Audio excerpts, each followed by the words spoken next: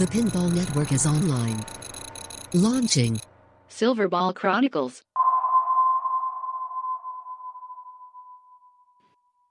Is this Mr. Ron Hallett? No, it's Mrs. Oh, hello! I love Mrs. Doubtfire. Never seen it. And that sexy, sexy Pierce Brosnan.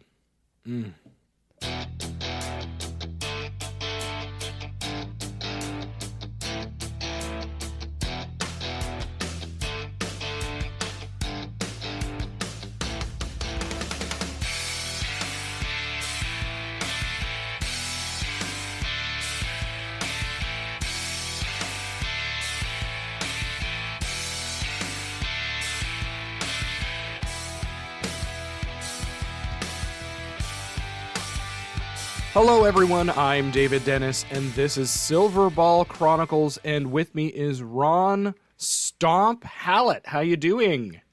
I'm doing just fantastic. Fantastic. You are living it up and mighty over in upstate New York, are you not? Beautiful upstate New York, yes. Coming off your big Stomp win. I didn't win. I didn't even play in it. Stomp, of course, being the Slam Tilt Oh My Pinball tournament thing. Yeah. Shouldn't it be Stomped?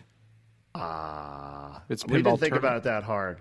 Oh, Actually, a listener came up with the name, so. very good. And it was the almighty tournament player of Joe Lemire who won the championship belt this year. Yeah, we had a belt. It was cool. Sponsored by your other podcast, the Slam Yes. Tilt podcast, The Slam Tilt podcast. hosted by yourself and Bruce Nightingale. Nice to see we got that plug right out of the way. I'm sure Bruce will be happy. Yes. Anything planned? You been doing anything? Planned is probably Expo. Yeah, that's exciting. There's some exciting stuff coming up at Expo, I think.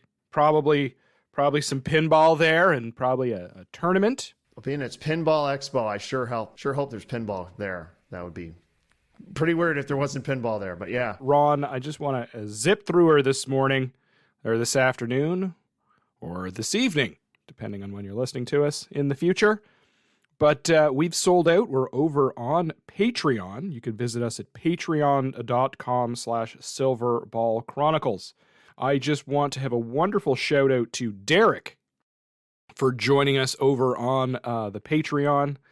We love to have many people swinging in and out as possible. Come in for a few months, toss us a few dollars, put my kids through college, and then zip on out. So I just want to say thanks so much to Brian K., Carl Z., and Dan J. for joining us over on our Patreon page. I can't remember who came on when, so I just want to say thank you so much, guys, for joining us. Really means a lot that you would support us over here on Silverball Chronicles. Woohoo! But I got to meet Derek and quite a few of our patrons at over at Pintastic, New England. Did you enjoy Pintastic, New England? I like the new location. Wonderful location. 60% less bed bugs. Yes. Oh, that's right. You were at both locations, so you got to see, the old hotel. It didn't smell like excrement like the old hotel did. That's always good. I got to play a lot of very, very fun games that I haven't had a whole lot of time with. I finally got to play quite a bit of Hobbit. Lots of things going on there. Wow, that ties into our subject. It does. Oh my goodness. Well, nothing has changed with the podcast. It's still free. You can still see it here on our dedicated feed and the TPN feed. But if you're interested in supporting, just swing on over to patreon.com/Silverball Chronicles.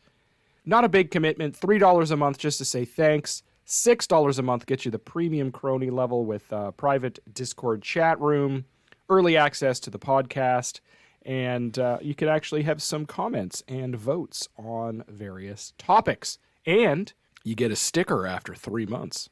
The top tier, or the elitist cronies, boy oh boy, for $20 a month, you can get a free shirt after 3 months. If you just want to engage with us, send us a message or chat, comment on some of our postings, you can do that over at facebook.com/Silverball Chronicles. As well, we always remind you, Ron, leave us a how many star review? 5 stars. Thank you. Any less than 5 stars, and you're dead to Ron. Ron, we've got some reviews over at This Week in Pinball's promoter database. The first one is from, Sfirker. That's a cool. Sfirker. Yeah, there's. I think he's missing an umlaut in there. It's a good one nonetheless. Yes, Sverker says, I love your podcast, the Silverball Chronicles. Bought one of your mugs today. Ooh, we have mugs. We do, and they are hottest seller. Wow. Oh, at Silverball Swag, all the way to Sweden. Your podcast is a great spurtin to learn all kinds of things history related in pinball. The dynamic between the two hosts, Javen and Ron, is great, especially Ron. It doesn't say that part. I added that. Oh. I love the way they interact and how they, mostly Dave, mispronounces most of the names. And all the bickering about the Canadian American stuff, gags, and jokes. I hate that part. I find that kind of things hilarious. Yes, I find it hilarious too when he misspells words and adds extra vowels and spells check weird, things like that. Let's see. The show is a nice mix of history full of tons of anecdotes, obscure facts, and humor that keeps the show going. Keep up the good work, guys. He spelled tons correctly. Good for you, Sverker. Oh, is that how they spell it in Canada too? That's how that's a metric ton. Oh, well, that's okay. Did I say spurtin right? I think I said that right. I think so. Okay. That's a word of the podcast. Spurtin. How about this one from Mike? We got another one. Wow, look at all these stars. So many stars. They're just falling out of my hand. My other podcast never gets this many stars. Damn. I've been listening my way through past episodes and having a great time. As someone new to the hobby, this podcast has deepened my interest, and I've learned so many things that I wouldn't have otherwise. The episodes take a lot longer for me to get through than others because I'm constantly stopping to look up the games mentioned so I have a frame of reference. Don't do that while you're driving. Yeah, I was going to say, hopefully he's not driving when he's doing it. Sure, occasionally one of the hosts inserts extra U's into words where they shouldn't be, but no one's perfect. Keep up the great work. I got to preview these before I ask you to read them. Isn't it great? They just love making fun of Canadians. How about over at Apple Podcast? Somebody left us a review at Apple Really? Podcast. Wow. It's Mope. Let's see. It says, great overview of popular points in pinball history. Just enough information to keep me interested. Not overloaded with random details. Keep up the great work. I will listen to all of your episodes.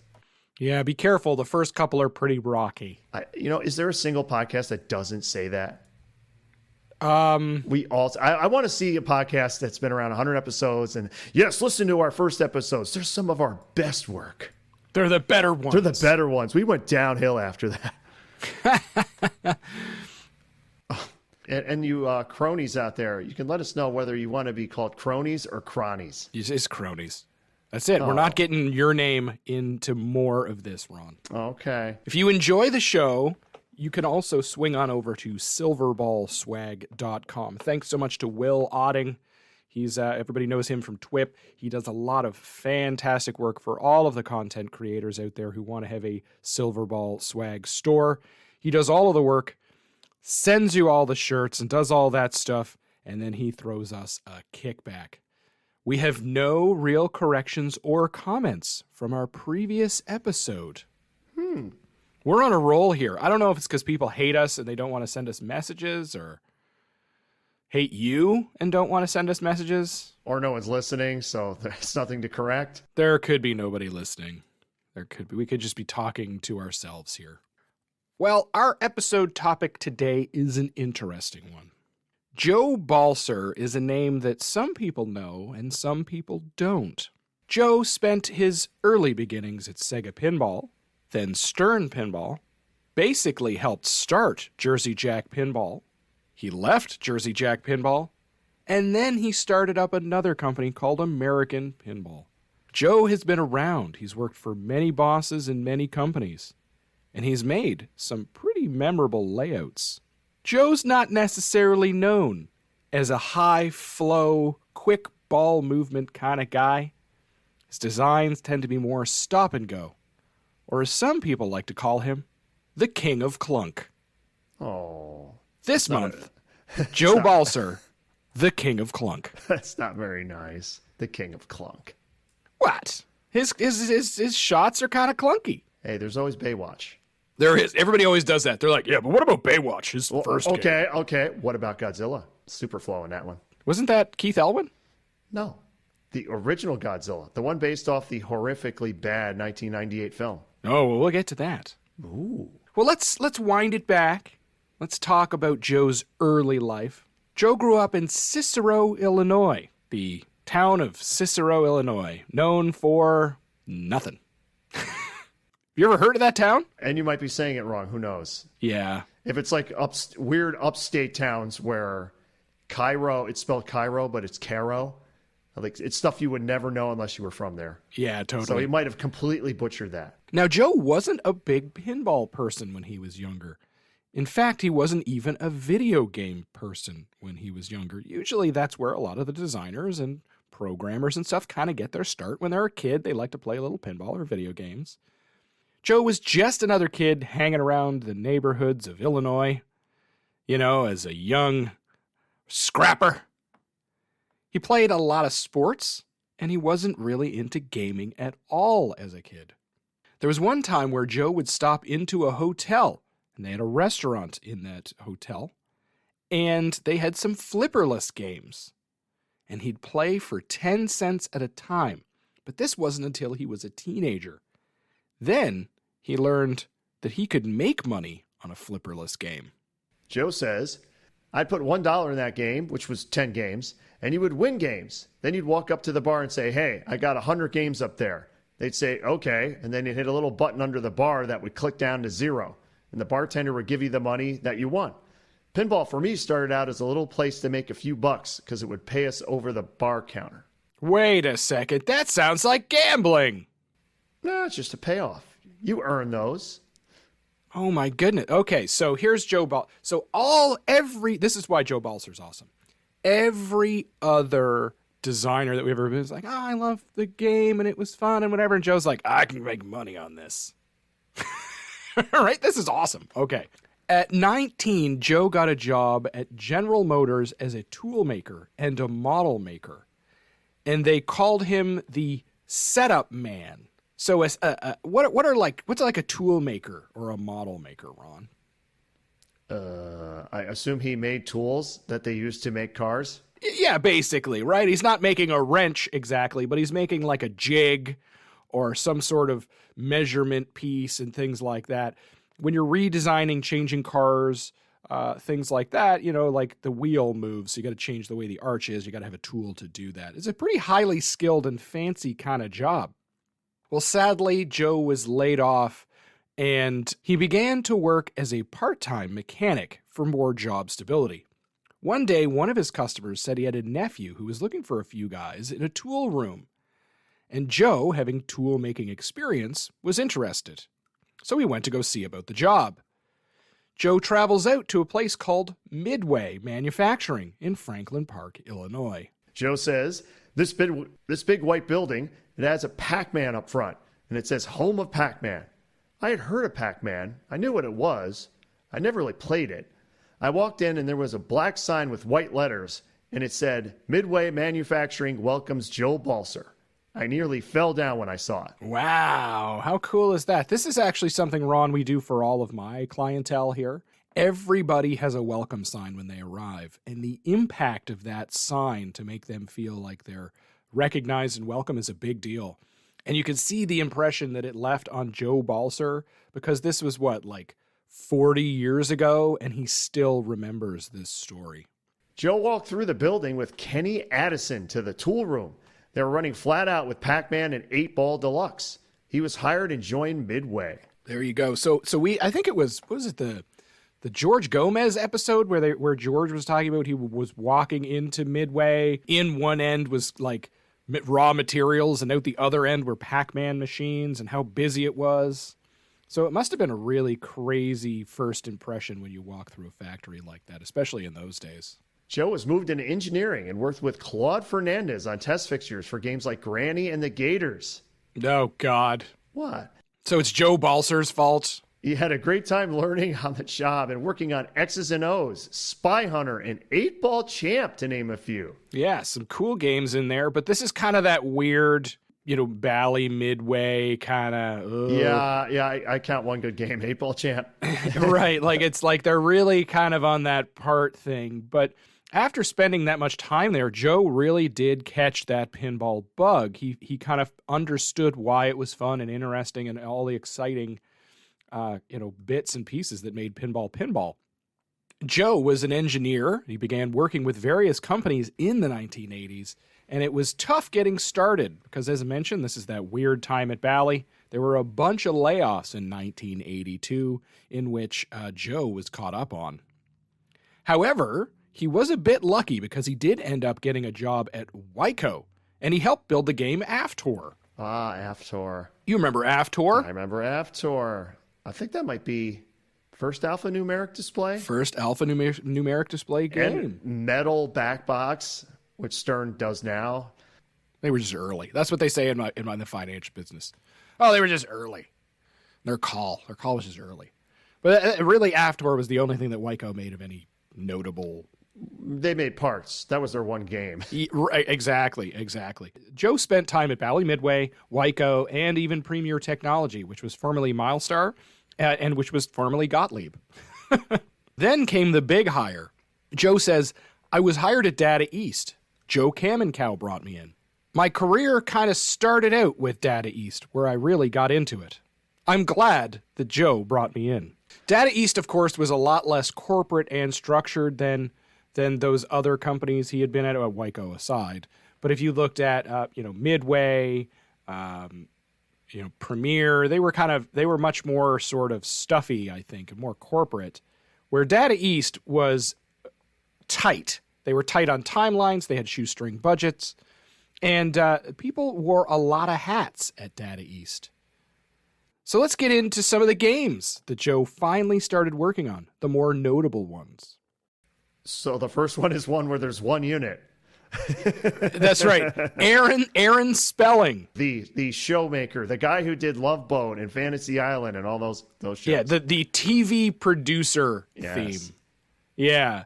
This was designed by Ed Sabula, Joe Kamenkow, Joe Balcer, and Lonnie Ropp. Mechanics by Joe Balcer, John Lind and John Borg. Art by Mark Rothkranz. You can remember him from Jurassic Park and the nubby fingers of Nedry. Yes, that's the greatest thing that Marcus did for pinball. Music and sound by Brian Schmidt and software by Lonnie Ropp. So the theme, you had touched on this, is based on Aaron Spelling. Now, he was the American television film producer, really got his big start in the 1970s, but went all the way through into the 1990s. And really, there has been no bigger TV producer in history. He did shows like Charlie's Angels, The Love Boat, and Dynasty, which were huge. Beverly Hills 90210, Melrose Place, Seventh Heaven, and Charmed. Everything Aaron Spelling touched basically turned to gold in that period. Well, Joe Balcer says, I remember Joe Kamenkow was running our engineering department and called everybody together and said, we just got a call from Miss Aaron Spelling, and she wanted a custom pinball machine for her husband, a man that has everything. Apparently, Kamenkow threw a number out there. I don't know what the number might have been, but it was pretty large, and she said, who do I write the check to? Holy moly. So money is no object. That's right. And the worst part is, I think if you throw out a number and somebody bites in sales, your number was too low. Yeah. Unless they counter offer, you have offered too low. But I bet you it was a pretty nutty number for one machine. Basically, what they did is they modified Lethal Weapon 3 from 1992.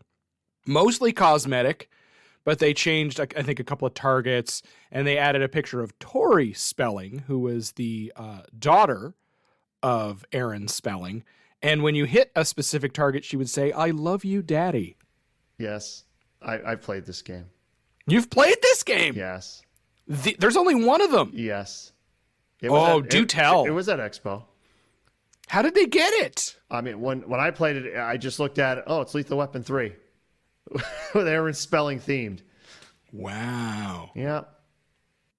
Imagine. Well, this was one of those all hands on deck games. This is where everybody had to get on it and get it done. Joe Balcer would say that that's where I got my opportunity to learn design. Joe Kamenkow had a real passion for what pinball design was about, and I was able to take all that in.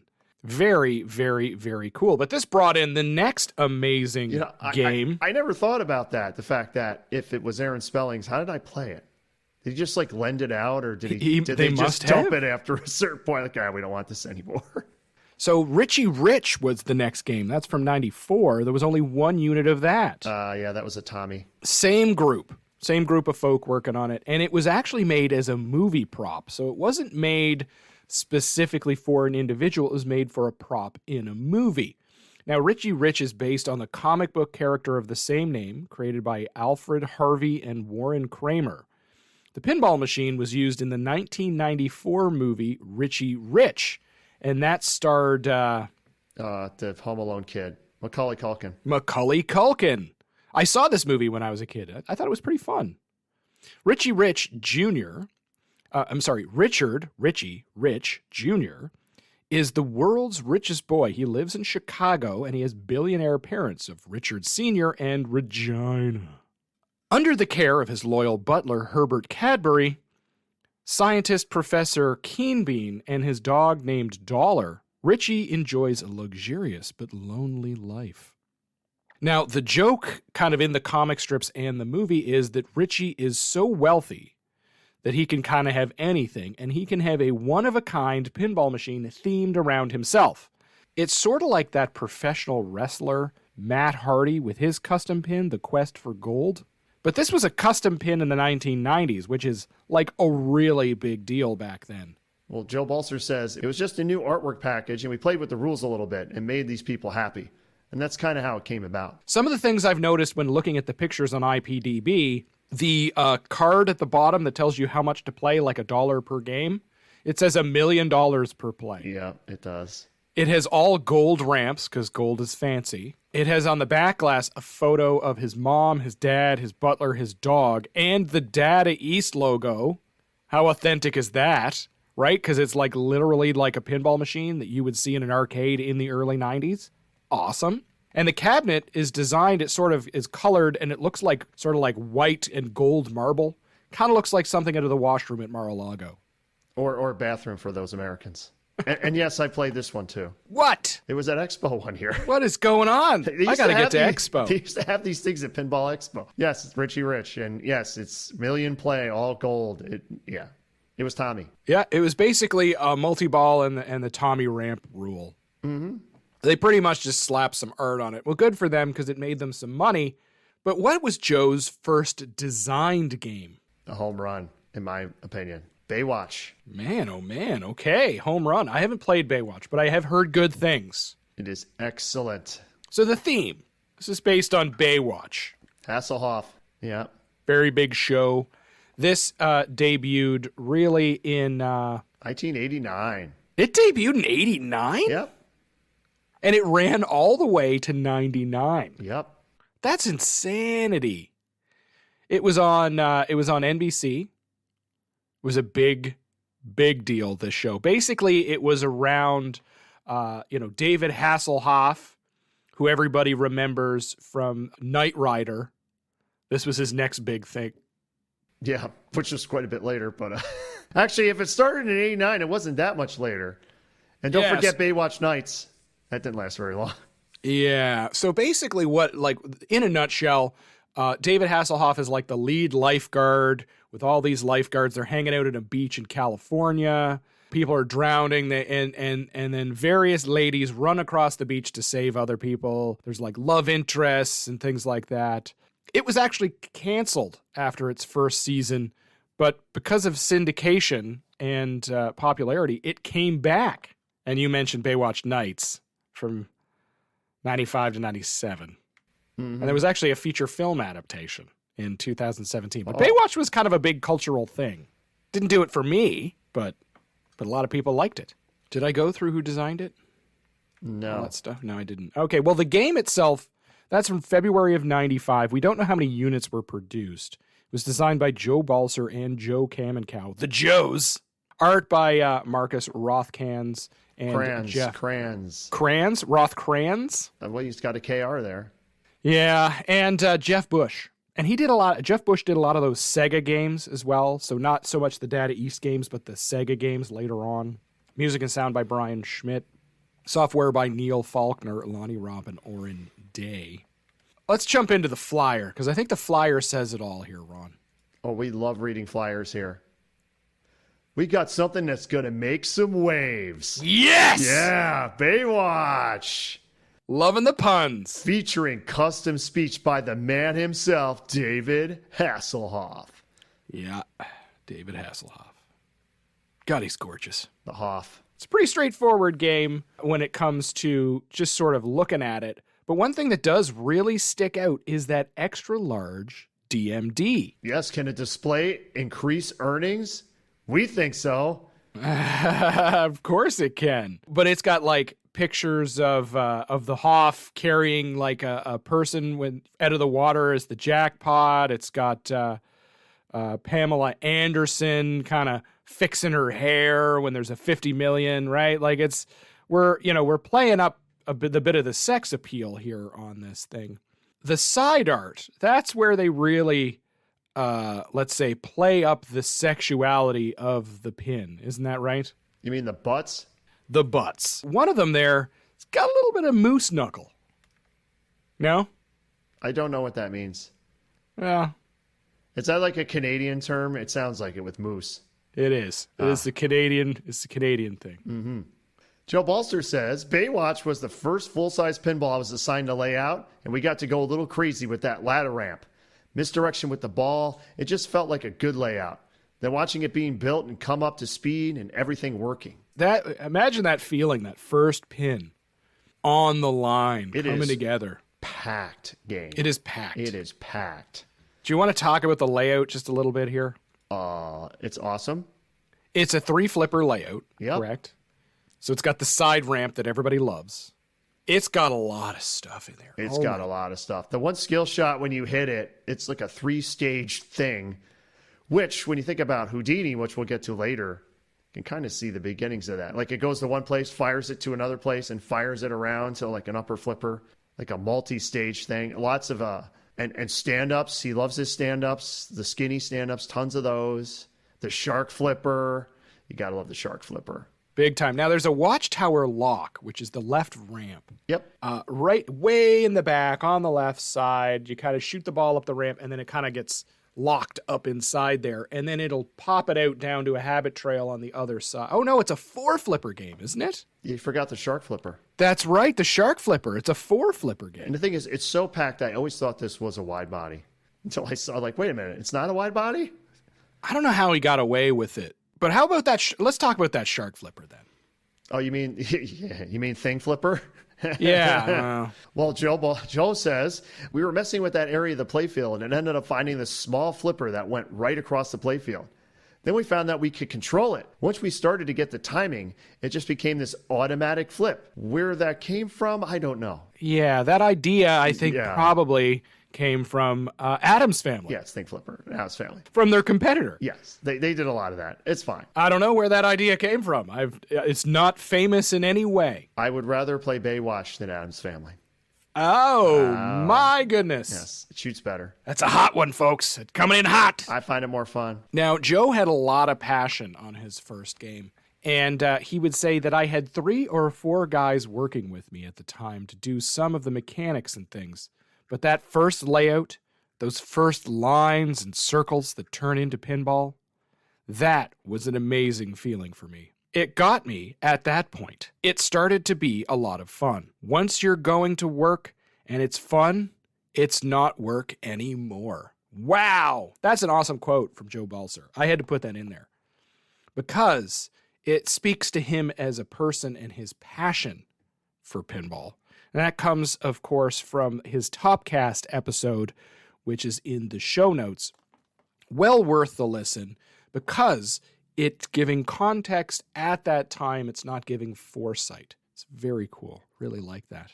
But that brings him into Apollo 13, right? Apollo 13, yes. That's it? You just say Apollo 13, yes? It's no Baywatch. Baywatch is like my favorite Sega game. Sega. We talked a little bit about Apollo 13 on our first John Borg episode because John did a lot of the mechanics on the playfield. Apollo 13 is based on the film Apollo 13, which was from 1995. It was a docudrama directed by Ron Howard, starred Tom Hanks, Kevin Bacon, Bill Paxton, or was it Bill Pullman? Oh, Bill Paxton. They both look exactly the same. Yeah, Ed Harris and Gary Sinise. It was I thought it was a really good film. I really kind of enjoyed this film. I didn't see it. $52 million budget, $355 million. Oh, is that the Houston We Have a Problem movie? Houston, we have a problem. Okay, yeah. That's where that theme came from. So now when people go, Houston, we have a problem, that's literally where this came from. Well, it came from the actual event where they said it, but the movie made that popular, that line. Amazing story. Joe was among a group of people from Sega who personally delivered a game to Jim Lovell, who was a crew member of Apollo 13. Oh. Joe had his own Apollo 13 backglass and Saturn V rocket signed by Jim Lovell. Imagine. Wow. Movie made a ton of money. Look at $50 million, and it made $350 million. Wow. Yeah. And back then, when you've got hundreds of $1 million movies, it was a big deal. It's over 2.5 hours long. Jeff Bush, it is a long movie. Jeff Bush, though, he was really great when it came to the art of this pin. I think it looks really wonderful. Some of the neat little bits in the art is that Joe Balcer's name is on the name tag of the main astronaut on the backglass. I thought it says Rec Lab. It does say Rec Lab, but that's Balcer backwards. Now I get it. Isn't that cool? This is why people tune in to Silverball Chronicles. Because they want to hear about 13-ball multi-balls. Because they get to get all these little Easter eggs and silliness, Rec Lab. On that backglass, why is there a main astronaut with Rec Lab written on him?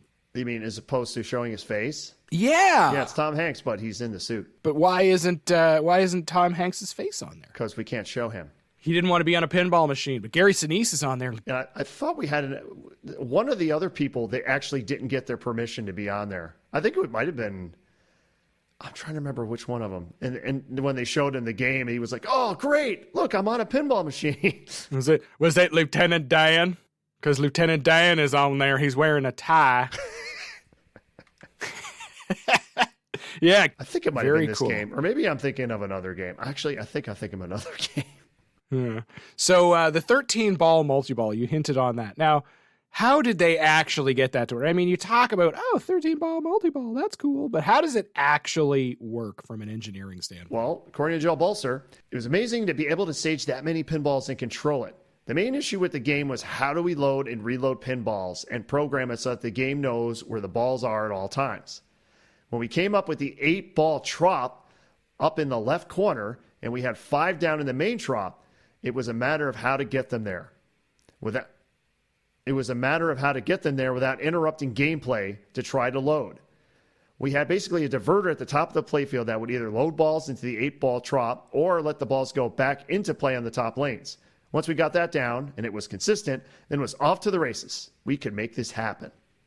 So there's an actual ball trough up there. Yeah. And they would just like under the bottom of the front of the playfield. And they redo this for Indiana Jones, the second one. Cool. This one also has the extra large DMD. And that's the smaller one. And that's the smaller one. Sega was using the 192 by 64 super large displays, but then they went back, Apollo 13, they went back to the regular size DMD. I guess between the 13-ball multi-ball, it's like, we don't need a big display in this one. It was the cost, I would say, right? It probably was the cost. So how did Apollo 13 do when it was released? Well, Joe says, we brought Apollo to one of the arcades that we were working with as a test location. I'll never forget, we were sitting there, we put the game up, and this woman and her son walked up to the game to play it. We set it on the 13-ball multi-ball, so it was just one shot away.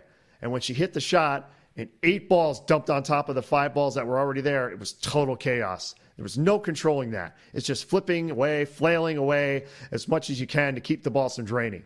She let out a scream and her son started crying. You knew you had something special when that happened.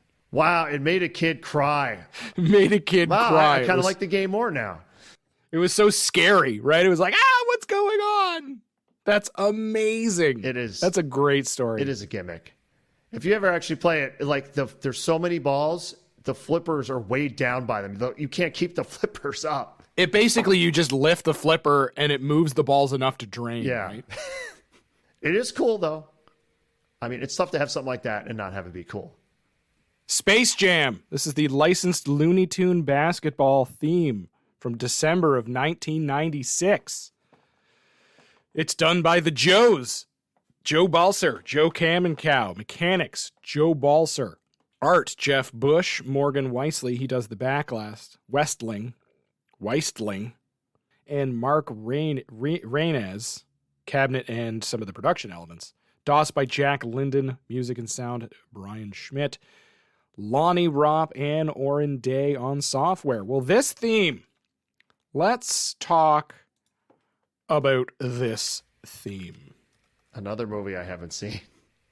You haven't seen Space Jam? You want to hear a funny story? Sure. Michael Jordan tried to act. Let me take you back. The year is 1996. This American live-action animated sports film starring Bugs Bunny and Michael Jordan, where Michael Jordan gets sucked into the world of the Looney Tunes and is brought on the Looney Tunes basketball team to help save the Looney Tunes world. You're in a theater. It's 1996. You're eating popcorn. David Dennis is on his first date when he was in grade 6. Mm-hmm. The lady Melanie was there, and I held her hand. It was so scary. So scary, Ron. You're right. This is scary.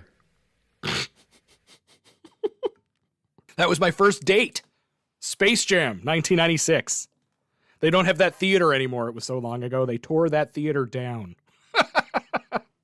Anyway, there was also a sequel called Space Jam: A New Legacy, which starred LeBron James. It was not as good. It was missing the charm. It also didn't have Bill Murray.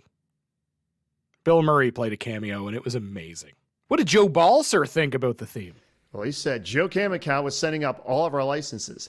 He talked about this movie coming out called Space Jam. We didn't know anything about it. But once we got in seeing parts of the movie and reading what it was going to be all about, we were thinking this would be a really cool basketball-themed game. Of course it's going to be a really cool basketball-themed game, Joe. That's what the movie's about. Well, the cool thing is they actually got to read scripts and do this stuff before the movie came out. No one does that anymore. No one gets any of that stuff anymore. They have to do it after the movie's out now. Could you imagine, like we've mentioned this a few times, but I don't think people appreciate it.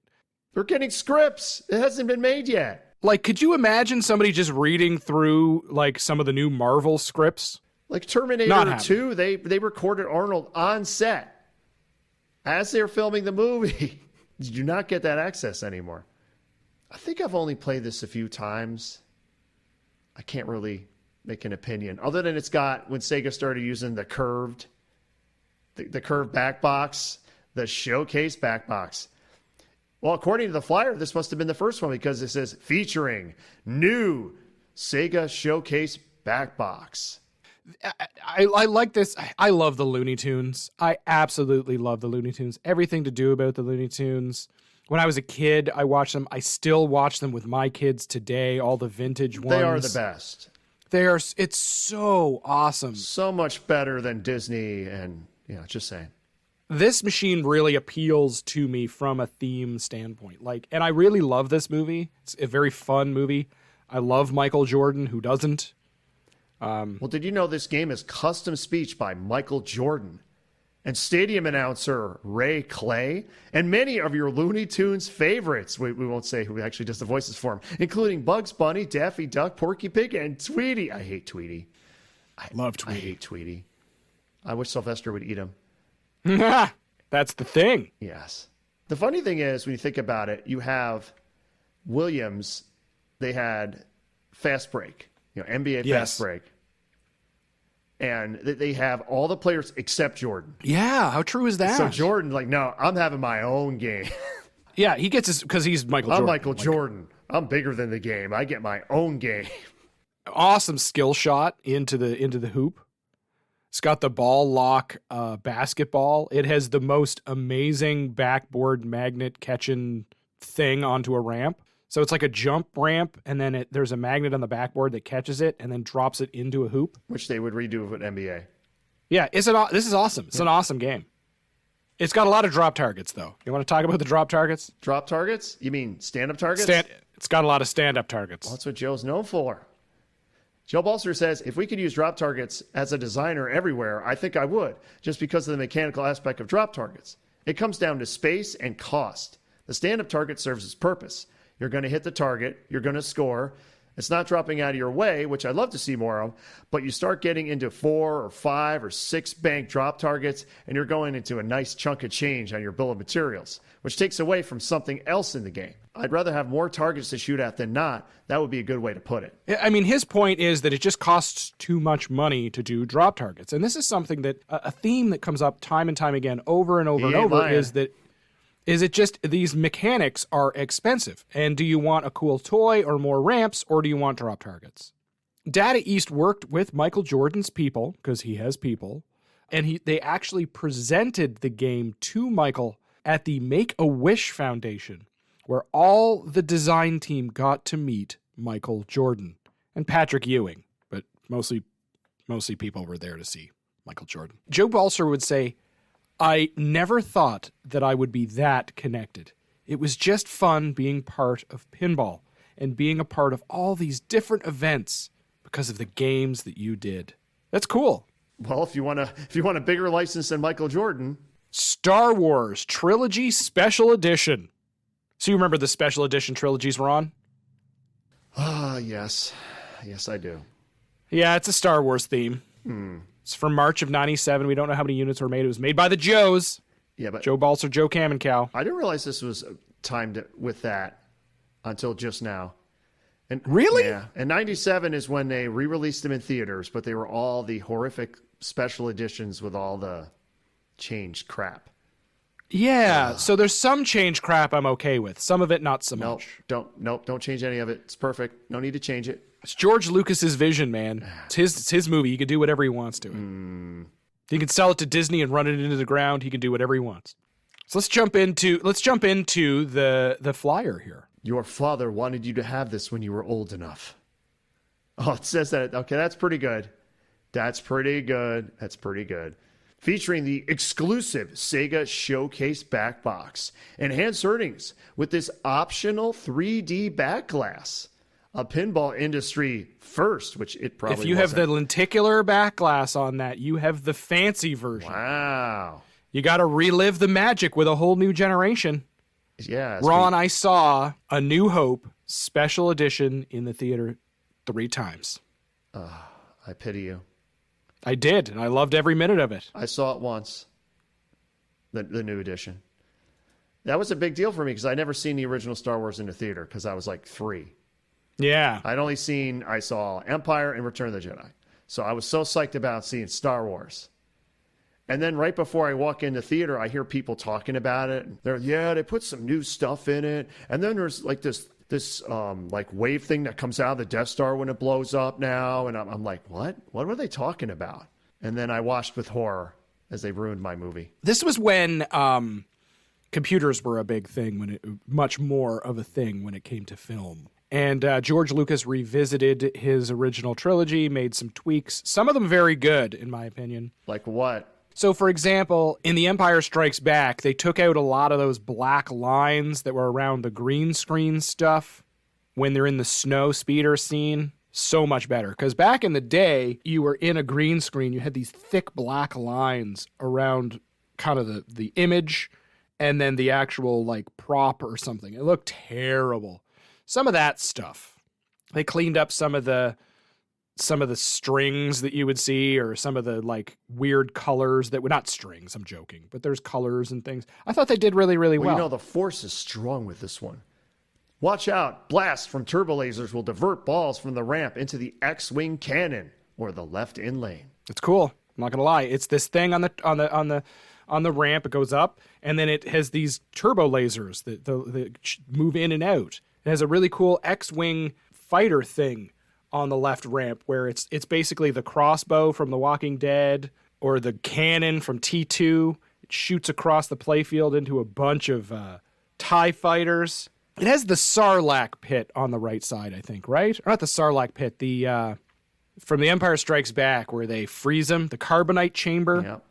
The hole's a bit too big, I think.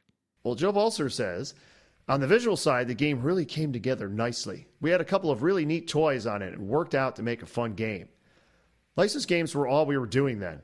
We got a lot of content with licensed themes. But then there are walls up around you too. You have to do things the right way to get them approved. Star Wars Trilogy being this whole Star Wars thing, you really had to do things right for them. Yeah, and they talked about this a lot in The Phantom Menace, right? Where they really struggled with the licensor. Well, I'm sure they had something similar here. One thing that they didn't struggle with was the god-awful art. You mean the sections art? It's like every different section. I like the one with the 20 TIE fighters all in one small area. So the bottom third, okay, it's got like Vader in the middle and it's got the characters. That's cool. And then once you get above the bottom third, it just is a friggin' train wreck of a mess. It's all purple and yellows and oranges, and They do have Vader. Big Vader. That's always good. that's the best part. But it just falls apart a little bit. So do you know there was a collector's edition of this game? No, I didn't. I didn't know this. Oren Day once stated that Neiman Marcus, the high-end retailer, sold a collector's edition of this Star Wars trilogy in their fall catalog of 1997. Can't find any pictures or anything about that, but apparently it was in this fall catalog. So if you've got one of those and you're listening to this, send us an email, silverballchronicles@gmail.com. What about this one? Starship Troopers. Huh? Another movie I haven't seen. That one I actually want to see. Starship Troopers? I watched it again recently for some reason. It's directed by the guy who did RoboCop, so... And you can certainly tell. Yes. This is from December of 1997. It's a space movie theme. It's done by the Joes, Joe Balcer, Joe Kamenkow. Art by Morgan Weistling, I think. Weistling. Music by Brian Schmidt. Software at Ian Faulkner, Oren Day. This is based on the film. So Starship Troopers, I remember this in 1997 when it came out when I was in middle school. And it was very like controversial, I guess, around that time because it was directed by Paul Verhoeven. Yeah, he did RoboCop. I think he did Fatal Attraction. I think he did. Did he do Total Recall too? He did a lot of good movies. Yeah, but they're like, his movies are really like weird and over the top and like hyper violent, but they also have this odd social commentary. So basically, Starship Troopers is, the world is being invaded or was attacked by a bunch of bug-like creatures. Humans have gone into space to destroy these bugs. And it's a very fascist kind of society, and they're all fighting against things. But it's like the acting is kind of iffy, and everything is like really over the top. But if you took RoboCop and turned it up just a little bit, which is kind of hard because RoboCop is pretty crazy as it is, and put it in space, that's basically where this is. But it was targeted sort of towards teenagers because they're young kids, and there's Denise Richards, who was big at the time, and Casper Van Dien, an early Neil Patrick Harris. Super cool. It's kind of a neat movie, but I watched it again. I'm like, geez, this movie is much worse than I remember. It had a $100 million budget. It did $121 million at the box office, so pretty much a flop. It's a cult film now, though. Yeah, it's one of those cult kind of films, but even to me, it's still not a good cult film. I don't know. I don't get it. If you get it, silverballchronicles@gmail.com. Well, the toys. Toys. Joe Balcer says, I think the industry looks for custom toys now. Back then, we would work with toy manufacturers. We would get catalogs or samples of everything that was coming out for Starship Troopers or whatever. We would have a relationship with the toy manufacturers, and we would get all the samples and try to adapt them to the game. Starship Troopers is a real good example of that because there are a lot of toys there. But these were not custom toys. We bought them in bulk, and we fit them to the mechanisms. Starship Troopers was just a lot of ready-made toys that we built into the game. Let's just put it that way. Yeah, so what he's saying is... Yeah, they got off-the-shelf toys and put it in the game, which they did that a lot. That really didn't... They did that all the way up into the mid-2000s. Yeah, they did that in The Simpsons Pinball. I mean, Ironmonger is a toy that they like cut the feet off of and put in for like Iron Man. And the movie flopped, so I guarantee they had a lot of these extra toys just laying around. But it's not a bad game. It's got a cool double flipper thing on the right side with 2 flipper buttons. Yeah, so this is like one of those game. This is one of the ones where like Sega Daddy East, where people are like, this is actually like a really good game. And a lot of that comes from the design and the rules, right? Like together, they come together quite well. My podcast mate on the Slapto podcast, Bruce, he loves this game. Huh. The thing is, I like it. You can hold the right flipper up, the main flipper. So then you have it falls onto the little mini flipper. Use the second button and then hit that, and it will, if it's adjusted right, it'll always go into the saucer in the upper left. That's hard to hit. So then there's like a bash toy that like rises up in front of the ramp. He's like the brain bug, which is like the smart bug of some sort. It's kind of neat. It's kind of a neat game. The art is a friggin' mess.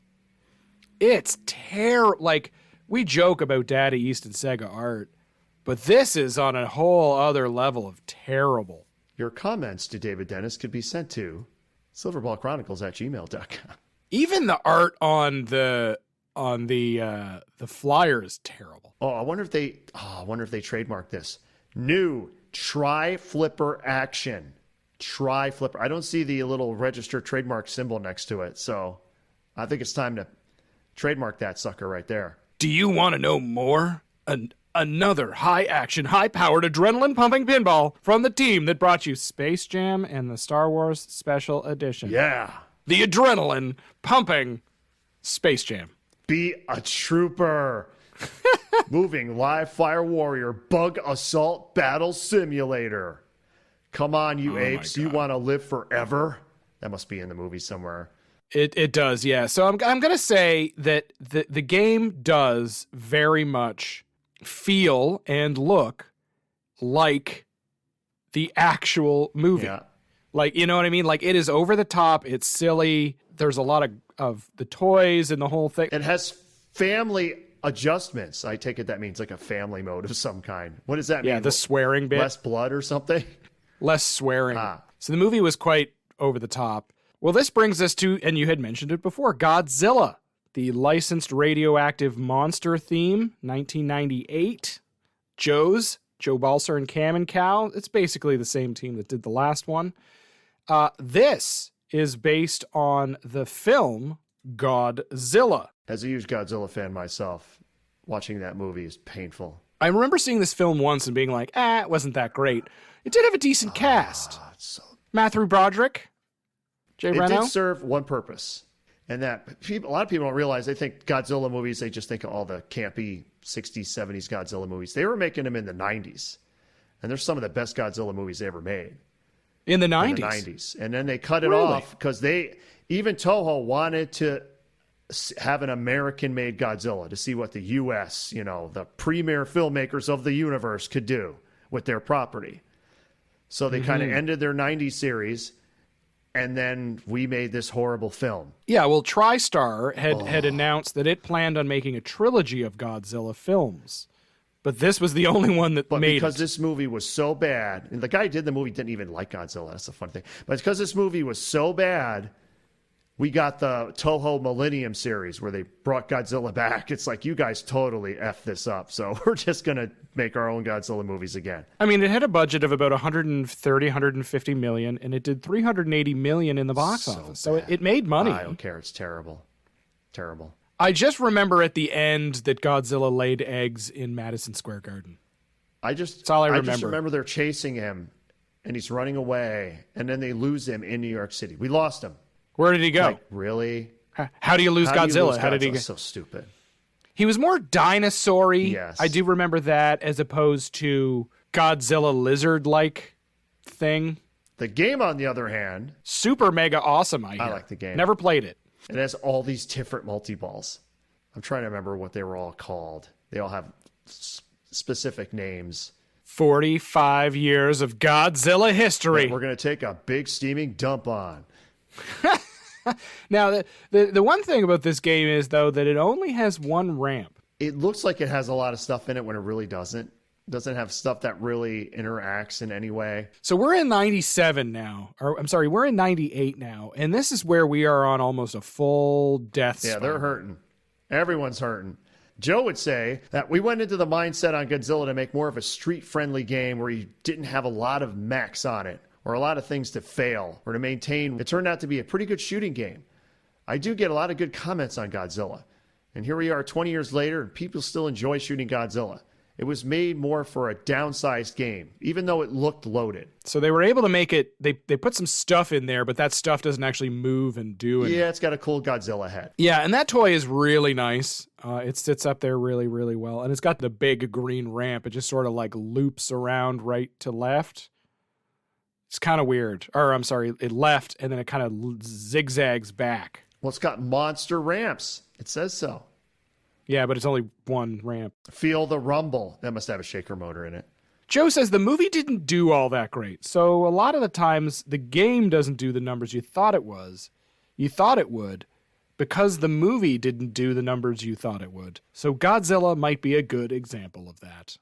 Yeah, I was trying to tell you it flopped. I don't care how much money it made. It was not liked at all. You could tell how good a movie is by like the second weekend. Because the first people from the first weekend will go back to school or work or with their friends to be like, you have to see this movie. And then people in the second week will go to see even more maybe than the first week or at least remain the same. When that second week just falls off a cliff, you know you're in trouble. And that's very much what happened to Godzilla. Go watch it if you want to waste a couple hours of your life. Matthew Broderick's pretty good, though. What about South Park, though? That's a killer theme. That was a killer. February of 99. This is a big deal. Now, I remember I was in middle school during this time. This is really at the beginning of South Park. I think they were probably 2 seasons in. Yeah, they were early into it. IPDB says that there's 2,200 units sold of this. I don't know how they know that. This is Joe Kamenkow, Joe Balcer again. Art by David Link and Jason Dominic. Music and sound by Kyle Johnson. Software Neil Faulkner, Oren Day, and Lonnie Robb. So these guys, there's some new names on here. You can tell by the art, super, super good. This is based on South Park, the animated film from, was it Cartoon Network? The animated show. Right, I'm sorry, the animated show. I don't think the movie was out yet. This is, it was created by Trey Parker and Matt Stone, and it was developed for Comedy Central. It stars 3 kids, Stan, Kyle, Eric, and Kenny, and they live in a small town in Colorado. You all know what South Park is. If you're listening to this and you don't know what South Park is, you might as well watch it. You can skip the first couple of seasons because they're not really that great. They're more vulgar. When they get into sort of that middle seasons, kind of somewhere around like post 2006, it really takes off with social commentary and some amazing characters that you'll always remember. Screw you guys. I'm going ham. Big fan of South Park. Didn't quite get it when I was younger, but now that I'm older, I definitely get it. This game was a struggle to make. Gary Stern did not want to make South Park. It was difficult because it's cartoons, it's vulgar. He wanted Joe Balcer wanted a toilet on the playfield. That was pretty hard to get by Gary Stern. Not a fan of the poop jokes, I think. Not just a toilet, but a literal piece of like a turd comes out of the toilet. Mr. Hanky. They had a hard time with The Simpsons. Simpsons was very like, ooh, risque. And then you moved into how do you up The Simpsons? You up The Simpsons with South Park. And then how do you up sort of The Simpsons and South Park? Well, you try Family Guy. And then you move on to the next level is Rick and Morty. Like, yes. Things are escalating quite a bit here over the 90s. Well, there was some really cool bits and pieces about South Park. Joe Balcer would say, we had a blast putting South Park together. There are these parts in the game that are right over the line. It's the first, and more likely the last game, to have a talking poop on the playfield. So Mr. Hanky pops out of the playfield. Yes, he does. One thing I do want to talk about, Ron, brown inserts. Yeah, if you're gonna have poo, you need some brown inserts, don't you? So they had to go to a plastic provider and ask specifically for brown inserts. They don't just make brown inserts. You know what I mean? Like that red or green or blue or purple. Apparently this really confused the plastic provider, but they were able to get them their brown inserts. They had to custom make the brown inserts. So the flyer here, how are they promoting this game on the flyer? It's pretty weak, honestly. They just got stock stuff from the show, but then it says, safe home adjustments. I guess that means you can change stuff so it's safe for the home. Yeah, a little less risque, but I mean, Fun the poop ramps, is still there. Custom speech just for this game. Hilarious soundtrack and lots of fun multi-ball play. I like the topper. Topper's great. It's Cartman, and then it has the disclaimer. Yeah, which it says, like, this game should not be played by anyone. Yeah. This game still earns on location. Yep. Sega's and Data East in general, sort of that reiteration before Stern today, probably their best earning game of all time. Trey Parker, Matt Stone, custom speech, and Isaac Hayes, custom speech. So much fun. Now, the operator and the owner can change it to a G rating, a TV-14 rating, or an TVMA for adults. So that's what they're talking about on the thing there by adding that adult mode. Now, around this time, Williams was working on Pinball 2000. South Park came out around Pinball 2000, and they thought, Joe Balcer thought, they did a hell of a job with Pinball 2000. It was quite brilliant, in fact.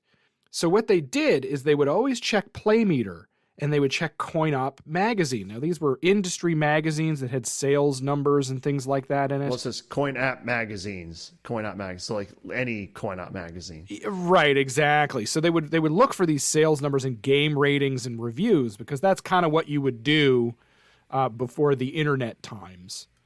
You would go out hunting, and you'd bring home the Playmeter magazine, and you'd sit at home and start a fire in your living room, and South Park came out as number 1, and Sega was the small guy. So to say the least, Joe Balcer and the team were really, really happy that they were to outshoot something as cool and new as Pinball 2000. And I'm sure Joe Kamikawa will remind you of this at every opportunity, over and over. It will be on his tombstone. Remember that time we killed Williams. We beat Williams. We're still around. They're not. We win. Striker Extreme was the next game. Now, this was the Stern Pinball Inc. game, and it's not licensed. Yep, it's the first Stern game.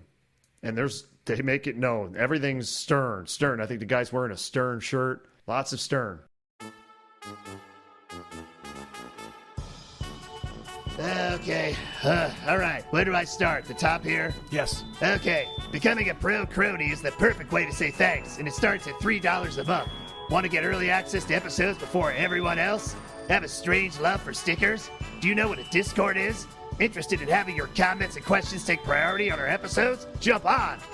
Wait a minute, this is on twice, idiot. Oh boy, you get what you pay for, I guess. All right, hold on. Jump on, it's $6 a month, premium crony. Want all the other perks and a shirt after 3 months? Join us at $20 a month as an elitist crony. Wow. Can I have my money now? We spoke about this game in the Keith P. Johnson episode because this was Keith's first game at Stern. So you can find out all about it there. But it was originally called Soccer Explosion 2000. When you thought Soccer Extreme or Striker Extreme was a bad name, Soccer Explosion 2000 is even worse. This is around that era where everything was like 2000 and millennium. Yeah, because we're getting close to the millennium. I like Striker Extreme name. I like that name. You like that name? I like that. This is the first newly designed pinball machine under the Stern Pinball Inc. banner. Joe had no idea, but he originally designed it to be a theme of Oktoberfest. Oh. Joe had the game fully laid out, ready to go. Gary Stern came to him in a meeting one day and said, Joe, we really need you to make a soccer theme, because one thing that Americans love is soccer. We do? No, they just needed to make a soccer game. Okay. So Joe added some elements to change the theme from Oktoberfest to Striker Extreme. Yeah, the soccer goalie was originally the Oktoberfest bar. Oh, well, we'll get to that in a little while. Oh. How about the next one, High Roller Casino? I've played High Roller Casino.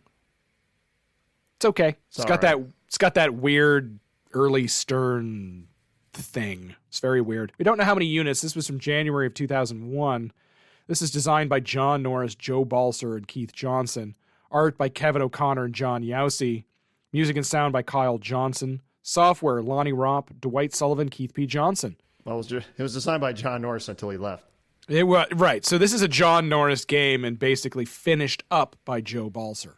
And Joe Balcer says, when John left, the game was slated to be one of the next games up for production. When we looked at it in engineering, there were issues with the layout mechanically, the way the ball flowed, the way things were working on the initial layout. We saw some issues as a group and said, you know what? Let's clean it up for production. And that's pretty much what my job was. Ouch. He kind of craps on it there, doesn't he? What, saying it didn't really work? Yeah, it was like, it's not really that good of a game, so we just cleaned it up for production. Now, I would be interested to know how much of that is spin and how much of that is actually... You always have to clean a game up for production, right? That's not unusual, that you have to, let's make this target a little smaller or this one a little bigger or whatever. But, I mean, that sounds like there's a little bit of shade being thrown there. What do you think? Soccer's not really a thing in the States, but the NFL is. That's one thing I know. They rethemed Striker Extreme to be NFL, and you could pick your own team. Okay, so that's basically what it is. That's from November of 2001. This is where we get into what really matters, though. Oh, boy. The Simpsons Pinball Party. February of 2003, based on the famous licensed Simpsons cartoon. Joe Balcer, Keith P. Johnson on design. Art by Kevin O'Connor and Margaret Hudson. Music and sound, Chris Granner. Software, Keith P. Johnson. We spoke about this game at length in our Keith Johnson episode, so you're going to want to go over there to get a real deep dive. But I want to get some stuff here from Joe's perspective, because as much as this is Keith's baby, it's also Joe's baby. This is where I would bring in Joe as a bit of the King of Clunk, because this is a clunky game, but it is fun nonetheless. What about the theme? What does he think about the theme? Let's start there. Well, Joe says, we really spent a good amount of time on trying to get the elements right. We had to have the couch to have the beginning of every episode where you go into the house and end up on the couch. We had to have Itchy and Scratchy in there. The Quickie Mart. Keith Johnson was a huge Simpsons guy. He had a lot that he wanted to put in the game. Again, there you go. Again, Joe is giving all the credit to Keith. Just like how on Lord of the Rings, a lot of the credit from George Gomez goes to Keith. This was Keith's vision, and it was Joe working with him that brought it all together. And I would say in a very, very good game. Would you say that The Simpsons is the ultimate clunker? No, because the upper playfield is good. The upper playfield is phenomenal. Yeah. The ramp, the ramp around the bar, the Duffman ramp. Duffman. I really like that. The orbits are pretty good. It just kind of the center middle kind of gets a little stop and go clunky there. Don't forget the crusty spinner. Oh yeah, the crusty spinner's awesome. But that left side ramp is terrible. This is not, and I repeat, not the side ramps of Joe Balcer's first game. No. At all. No, this is not a Baywatch side ramp. I didn't even know there was a side ramp. You just hit it and it kind of disappears if it actually works. Oh, God. But Joe says it's one of my favorite games I ever got to put together. You know how good a game is when you shoot the white wood and it's fun. That's a big tell from the design side. No art, no sound, no light shows. You're just shooting a ball around on a white wood. I just felt that, and so did a lot of guys in engineering, that this was going to be a good one, and it just got better. I mean, it's a fun layout.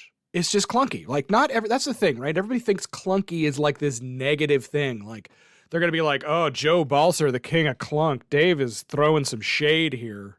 Look at that. Like, trust me. Not every game has to be flowy and this and that to be a fun and good game. The Simpsons is an example of that. The Simpsons is probably one of the greatest games ever made, but it is clunky nonetheless.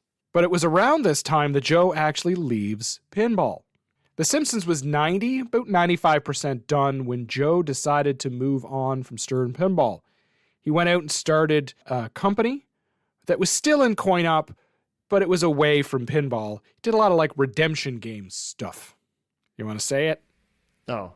There may have been other reasons he stepped away from pinball. Joe had some personal issues that he wanted to take care of, and he decided the best thing to do was to take some time away. Which we will not get into here. So it was a few years, and Joe ended up coming back to pinball.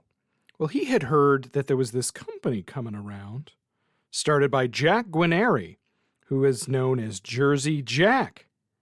And that's where we get into Jersey Jack Pinball, the pinball company. Joe says Jack had been in touch with me, and I was one of his first hires to come over and start Jersey Jack Pinball with him. One night we went to dinner with a couple others and had been with the company since the beginning. And Jack said he had a surprise for me that night. We're sitting there just before dinner, and I turn around and there's Keith Johnson. Jack was putting together what he thought was the best team. Jack knew the success of Simpsons. There were some hugs, and here we were, again going to do something great. If we were sitting down, you and I said, Ron, I got a surprise for you. I'd run. And you turned around and you saw Keith Johnson. How would you react? I'd be like, I hope you're not mad about our episode. I love Keith Johnson. I think Keith Johnson is an amazing guy. And trust me, at this time, if you're telling me that you're getting the band back together that made probably one of the best games ever in the Simpsons Pinball Party, like, come on. And it was Wizard of Oz that would come out of this. Now, there's probably somewhere around, 3,000-ish units? There's a lot of them. They made so many runs of this game. There's a lot of them. So we had talked in the Keith Johnson episode about like how this game was not necessarily made for me, was not necessarily made for location. I did play it on my way down to Pintastic this year in a bar called Arcadia in Portland, Maine. Definitely go to this bar. It is awesome. I spent a good deal of time playing it there. And you know what? You do kind of got to get into it a little more, as opposed to kind of just flipping it in a really loud room at a convention. Awesome. This is April of 2013, so it's been quite a few years since Joe has released a design. Art by Jerry Vanderselt, Greg Freres, and Matt Rice. Sorry, Matt. Reisterer. Music and sound by Chris Granner and Rob Berry. Oh, yeah, you get Chris Granner and Rob Berry, and I get Jerry Vanderselt and... Okay, animation by Jean-Paul DeWin. Jean-Paul, say it like that. Software by Keith Johnson. Jean-Paul DeWin. Ted Estes, Alex Levy, Joe Katz, and JT Harkey. Yeah, I get the hard names. Good stuff. Anyway, Wizard of Oz. Come on, we all know Wizard of Oz. It's the show. Dorothy, the dog, the witch. The movie, yes. Guy behind a screen. Wizard of Oz was never going to be a small game. Jack wanted bigger, he wanted better, he wanted packed, he wanted lots of code, he wanted an LCD screen. Jack threw it all on the table. Yeah, Joe Balcer says, pretty much everything we did, I spent time trying to talk him down. Do we really want to have a game with an upper playfield as our first game? No, we want a game with 2 upper playfields. We want to go LED display. How big is the biggest one we can fit? What about RGB LED lighting? Yeah, let's put that in there. How about RGB LED GI? There were no limits. I think that's why they lost a ton of money and almost went bankrupt after 2 games. Yeah, I think that's why Jack had to sell some of his company to somebody else. Yes. But I do appreciate the attitude, though. But this game is one of the games in the Pinball Awards Hall of Fame voted by just the regular community because people understand that this game changed the industry. It really, really did. And it's fun. It's cool. It's unique. Jersey Jack doesn't really make games like this anymore, sadly. Yes, they do. All their games are packed. Come on. It's not like this. The thing is, they might have had the RGB idea first, but because it took 2 years to make the game, I think AC/DC beat it with RGB lighting. Yeah. But it was so different. It had so much more in it. And it did change the game, also in pricing. Yeah, which itself is still too low. But like the playfield, so if you look at the playfield and the way it's structured, it's not particularly flowy. No. So, for example, let's break down the playfield in general. It's a wide body. So wide bodies tend to be floaty in general. The reason they went wide body is because you can fit more crap on the playfield. The bottom third, it has like this weird kind of outlaned state fair pop bumper thing. And that was designed by Nordman. And it's kind of like a mini game to save your ball, which is really cool.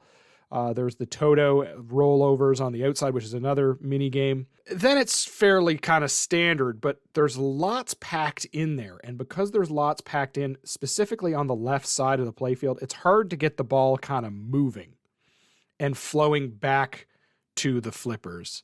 There is the main one ramp in the middle. You shoot that and it kind of flows around through, what is it, like Munchkin Town? Munchkinville? Munchkinburg. This game was built to be the anti-Stern because Jersey Jack, with Pinball Sales, his other company, was the top Stern distributor. And he didn't like their direction they went with the stripped-down games. So his whole gimmick was, we're going to have just everything in this thing. And this is probably why you see Stern not having any mega dealers anymore. Dealers tend to be big, but not mega dealers. The thing is, I mean, even things like all the sculpts in the game are custom. There's nothing off a store rack in this game. Yeah. The pop bumpers have trees that are holding apples, my favorite part of the game. I bring that up every time, but I just think it's the cutest thing. How would you like it if someone took an apple off you? Love those guys. I will say both upper playfields play great. Hey Pinheads, I just wanted to let you know that when I'm not doing this podcast and making bad jokes, I'm Dave the Financial Guy. At Dennis Financial, our advisors strive to provide a return on life for our clients, not just a return on investment. The value of advice is something that we take very seriously. A valuable advisor doesn't just provide investment advice, they share wisdom, and this is where the true value of an advisor emerges. Don't take my word for it, just listen to Ron Sterling, an average Canadian. Yeah, if you're in Canada, Dennis Financial is for you.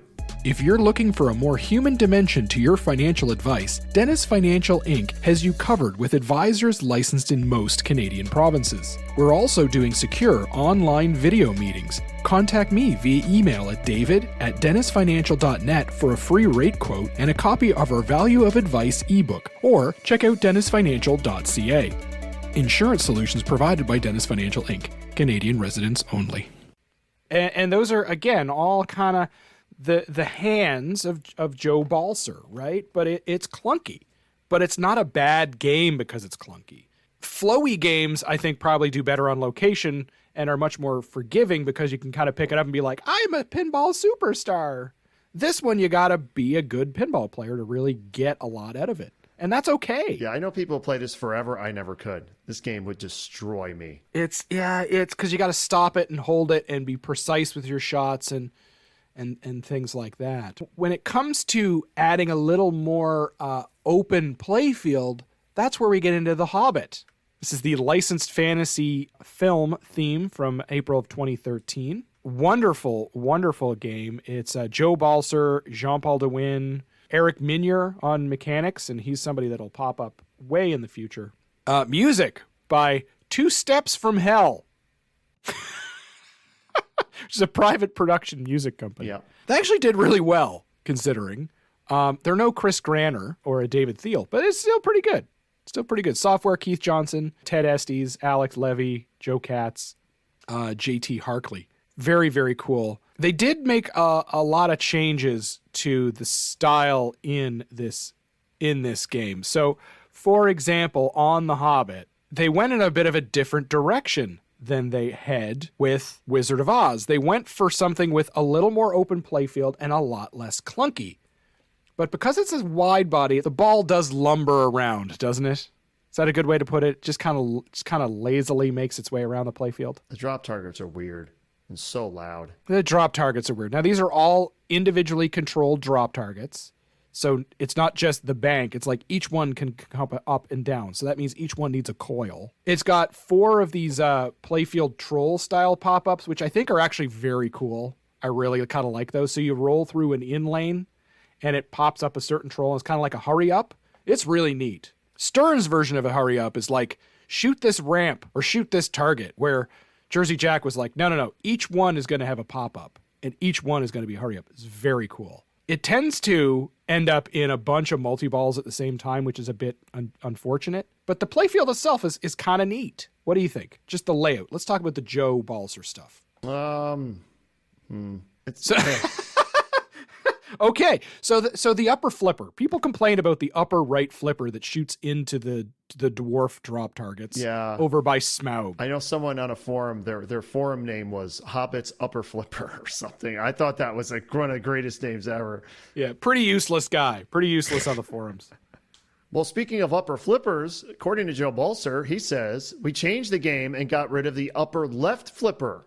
So it's supposed to have 4 flippers. They would have 2 upper flippers that are completely One useless. thing that I thought of that never made it into programming was if you use the flippers like 2 different swords, because the game is all about different swords. If you made that shot, the kill shot from the upper right flipper, it would be worth big money compared to if you just made the shot when you weren't qualified. It had more meaning in my head than how it came out as a final product. I guess that's probably the best way to put it. You can see that it just didn't come together. Whatever they had planned for that flipper just didn't come together. So, I mean, as much as it is kind of useless and a waste of build of materials, I mean, I get it. Hobbit has clunk, but it's a different kind of clunk. Is that fair? Yeah, I guess you could say that. I mean, it's got Smaug. He's cool. I like the ramps in the middle. It's kind of neat how it works. It's kind of, I wish one of the ramps was more to the right and maybe forward. I wish there was maybe another ramp instead of 2 vertical up kickers on either side. Like, there's some things that I would change, but it's fine and it's unique and different, which is Joe's kind of call sign. All of his playfields are like different. And it's heavy. It's ridiculously heavy because of all those troll mechs it has. It's so heavy. Brutal. It's a good thing they didn't put that other flipper in there. You literally would need a forklift. Joe would leave Jersey Jack right around the release of this game, and he became a plant manager at an assembly plant completely outside of the coin-op industry. Joe would once again take some time away from pinball, but he would eventually be lured back. This is where I think we get into the part of Joe Balcer that few people really know about. This is the bread and butter, Ron. Well, what does Joe say? Joe says, I always had the bug to get back, and I had an opportunity with this new company called American Pinball to finish a project. Yeah, so American Pinball is this company that kind of came up out of nowhere. They all kind of wanted to... everybody, for some reason, had noticed that pinball was on an upswing. And some people wanted to get in on that upswing. So American Pinball is a company located in the Chicago metropolitan area, which is, of course, the pinball capital of the world. American Pinball is a company whose sole mission is to provide the highest quality pinball machines in the world. Everything they do at American Pinball is done with their customer in mind and to produce a product that the customer will fall in love with and enjoy for a lifetime. And this may or may not be from their website. This is right from the corporate website. The American Pinball team has been listening to the pinball community and is driven to design pinball machines that appeal to the collector, the pinball player, and the commercial operator. Everybody with a heartbeat, I guess is what they mean there. American Pinball prides themselves in delivering a quality product that can meet the demand and expectations of their clients. Wow. It's where the magic happens. It's where the magic happens. It was in the end of 2016 when the team at American Pinball kind of decided to wade in. So if we actually go into what American Pinball is, it really is a small pinball manufacturer, and it was launched in 2015 by Davil Vasani. He really stepped in to rescue John Papaduke over his whole Zidware implosion. They would start to work with Papaduke on Houdini, on a concept pinball machine. The pinball trends at the time were really starting on the upswing, and... He picked the wrong guy, though. Did he ever? Yes. Let's talk about that a little bit. So we talked about John Papaduke and American Pinball and Houdini in our John Papaduke episode, but let's go through just a kind of a brief refresher here. Basically, there was an original Houdini, and John Papaduke ran into some problems with his company, Zidware, and to generate some money and to help manufacture his Magic Girl pinball machine, Papaduke started working with American Pinball. When the John Papaduke American Pinball relationship collapsed, it was Joe Balcer who was brought in to try to salvage John Papaduke's design on Houdini and make it profitable. And Joe said, I came to find out they had a big black cloud over their head early on. There's a lot of issues working with John Papaduke, trying to get his game out to customers. Once I found out a lot of the history of that, there was only one way to go. Start over with American Pinball with a game quickly, something that people enjoyed. Basically, they're like, hey, Joe Balcer, you're a great pinball designer.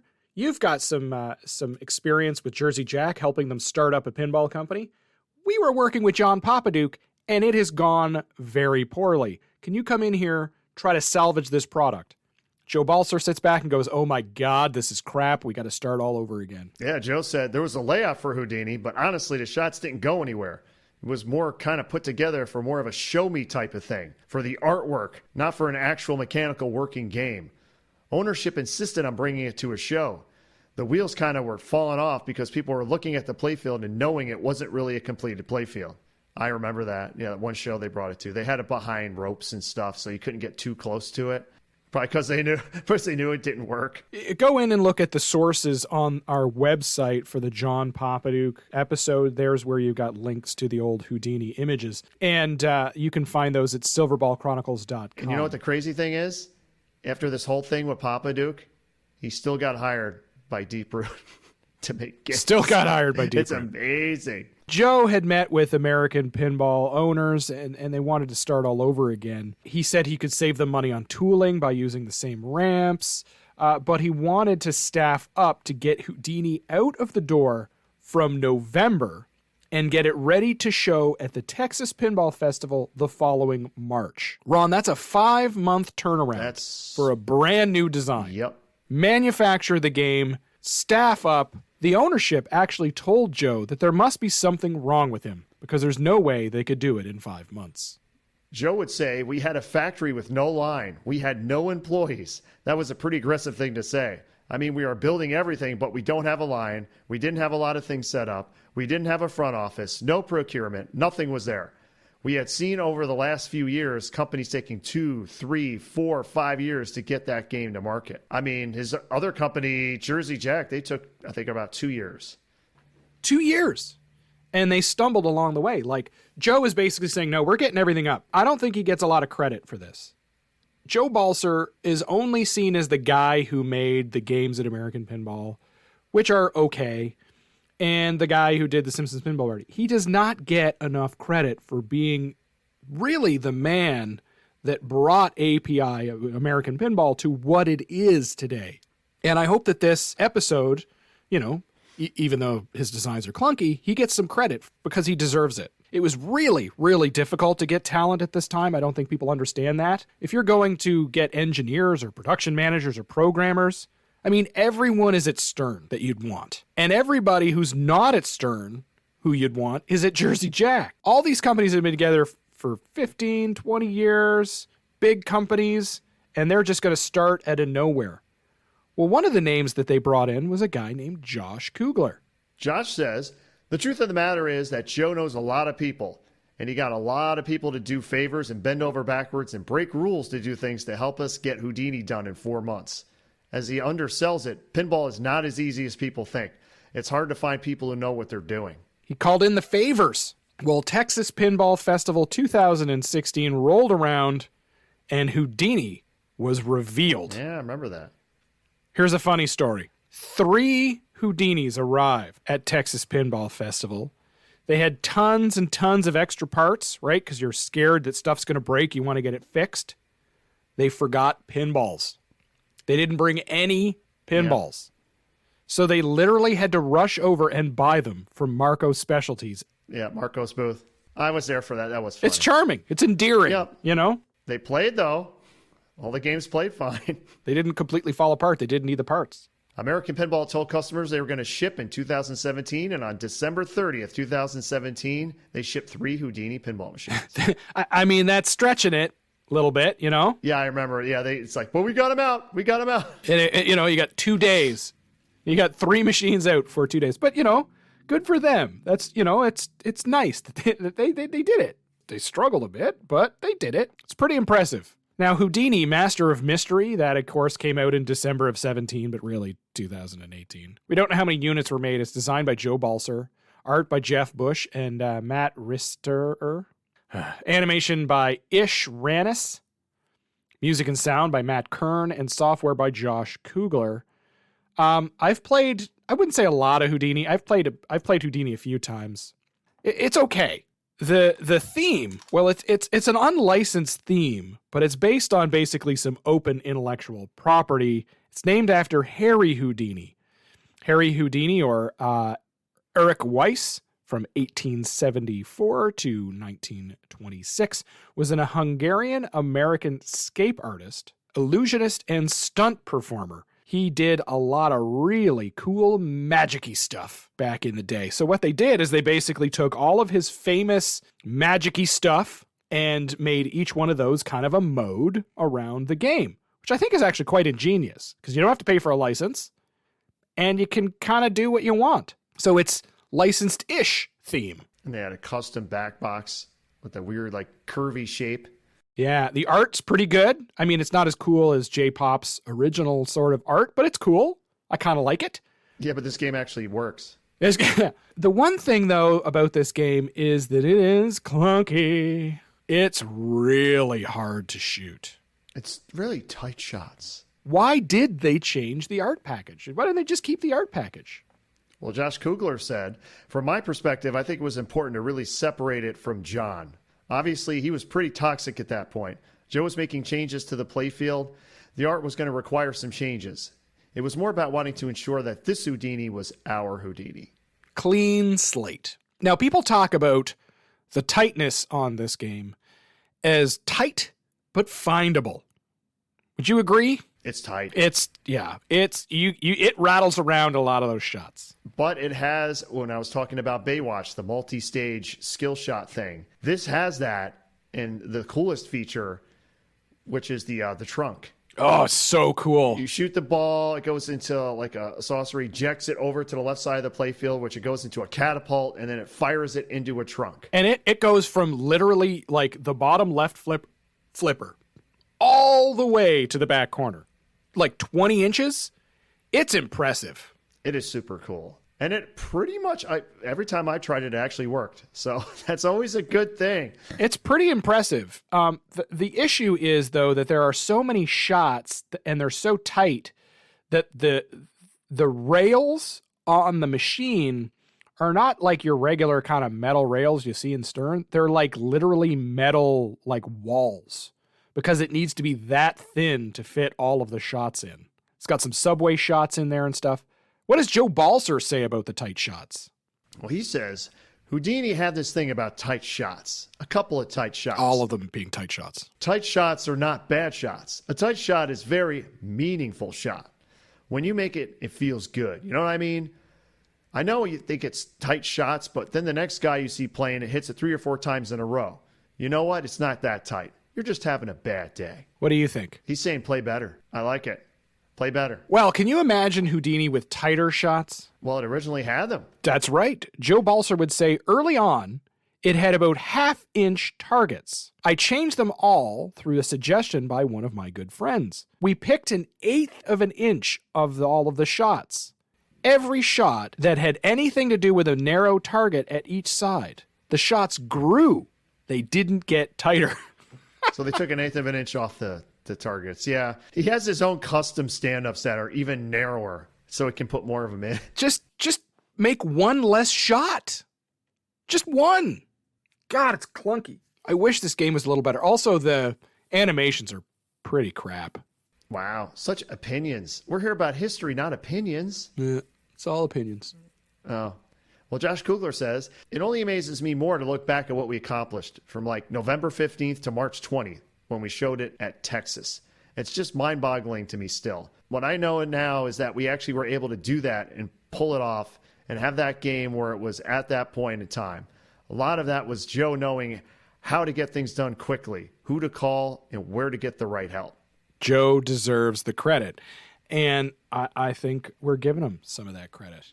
I think if you want a game that looks pretty but may not work, John Popuduk is your guy. If you want a game that actually can get built and will get built, Joe Balcer is your guy. Yeah, that's right. But it's going to be clunky. That's fine. It doesn't mean it's not fun. I think Houdini is lots of fun. I have lots of fun playing Houdini. But it is a challenging game. You got to be good. Joe's thoughts on design philosophy. Joe says, my main objective as the layout designer of a game is to do the best I can to make the ball move and make the shots work to the best of my ability to fit with the game rules themselves. When it comes down to a crew designing a game, I feel much more comfortable. Not necessarily as a delegator, but you have your job to do, so do it. The artist has his job to do, the sound guy, the mechanical guys, everyone has a job to do. If you let people do their job, the final product will come out beyond your expectations. Go get crazy. That's what pinball is developed into these days. I just have a little tear. Just give me a second, Ron. Go crazy. That's the Joe Balcer thing. Go get crazy. Go get crazy. Pinball developed into those days. So go get crazy. So that proves Prince is the next game coming out. Well, if you want to talk about going crazy, I guess we got to talk about Oktoberfest. Oktoberfest. Remember, he wanted to do Oktoberfest. That's what Striker Extreme was originally going to be. Yeah. Now he finally got to do it. It's the amusement park harvest festival theme based around Oktoberfest from over there in the Germanys. It's from March of 2019. This is the first launch of American Pinball, of which I was in the hobby. It's your same crew working on design and stuff, but software we've added a fellow named Joe Schrober. Joe Schober. There's no R. Schober. Joe Schober. You know what I think of when I think of Oktoberfest? A monkey. No. I think of the movie Pink Panther Strikes Again. Oh, no. One of my favorites. You ever see that one? No, I didn't. Inspector Clouseau, all that. Well, there's a scene where all the assassins are trying to kill him in Oktoberfest. So he's at Oktoberfest and all the assassins are trying to kill him. And it's hilarious. Highly recommended. The Pink Panther Strikes Again. There you go. If you need movie recommendations, Ron is your guy because he's seen all the good movies, 30 years ago. No, that was more like 50 years ago, bro. So what about the theme? Is it a good theme? Some people say that this is the worst theme in pinball history. I disagree. It's not great, but I think it's cool. Well, Joe says everybody wasn't on board, but once we got everyone to understand that it's more like a big, gigantic family party that happens all around the world, people bought in. There's an aha moment on every idea, no matter what it is. But when it comes down to game theme, you need that. Yeah. Is it a good theme? I mean, it is a party, and there is beer. I mean, if it had like a beer stein on the back box or something, that would have been big. I think it's a good theme. I don't think it's a great theme. So here's the thing. People talk about theme selling pinball machines. They are 100% right about theme selling pinball machines. If your objective is to sell 5,000 machines, you buy the Star Wars license. If your objective is to sell 500, choose whatever the heck you want. We all assume everybody wants to sell 5,000 machines. Well, that might not be the case. Spooky doesn't. They say that straight out. Yeah. They literally say, we don't want to be the big guy. We only sell this much, and we move on to the next game. And their themes are usually pretty good. Yes, he's taken it back. I just blew away his logic completely. It did, however, have a very rocky beginning, did it not? Oktoberfest. It took a lot of crap in the beginning. It had the offensive monkey pick. So the monkey, this offensive monkey. So on the original back glass, there was 2 Fraulines on there, and you can see this over at IPDB. And they're waiting to get into the Oktoberfest beer garden festival thing. And the monkey is groping them. And the monkey's got one hand on a butt and one hand like up a skirt. Which the monkey, I think, was supposed to be. He was going to be like they were going to have him in the art of all their games. Yeah, he was like a mascot. He's in Houdini. He was going to be kind of the American Pinball mascot. The funny thing is, this was at Expo, and no one noticed this. But when somebody noticed, then, finally, later on, yeah, then it hit the fan. Oh, my goodness. And I mean, it is, it was a poor choice to do. I mean, you can have the monkey flirting with the ladies, but to be sexually assaulting them. Now, there was also another prototype back glass. And that one is Otto, who is the sort of the American, who is the Oktoberfest beer guy. He's holding a stein in his left hand. And Inga, who is the Fraulein, is empty-handed. It also had a prototype cabinet where each side of the cabinet just has the name Oktoberfest, partially obscured by Otto and Inga. However, in the final production back glass, Otto is holding the stein in his right hand, Inga is holding a string of Festival Carnival tickets in her right, and the production cabinet has Oktoberfest fully visible. So you could tell they kind of struggled out of the gate a little bit to kind of, the prototypes, we got to figure that out. This kind of underlines a lot of issues when it comes to pinball companies when they launch things that aren't quite ready for production just to kind of tease people to show them what we're doing. Like, Yeah. Well, one of the worst of that was Jersey Jack because they would always take 2 years plus per game. So they would have early prototype versions at shows. And we mentioned The Hobbit earlier. When they had that at Expo, everyone hated the art. It just got panned. and it wasn't bad art. It wasn't that bad, but they literally redid the entire art package because of the feedback they got at that show. Now, this is a 3-flipper game. I think this is probably a fun game, but it runs into a couple of those Joe Balcer issues. One of them is a 3rd flipper that can't quite make a side ramp, which is in a weird location.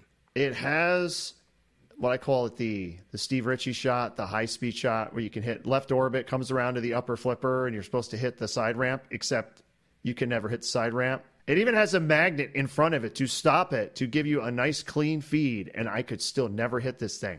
I played this at a show. We had like 4 of us on it, and the only thing we were trying to do, like, okay, someone needs to hit the side ramp.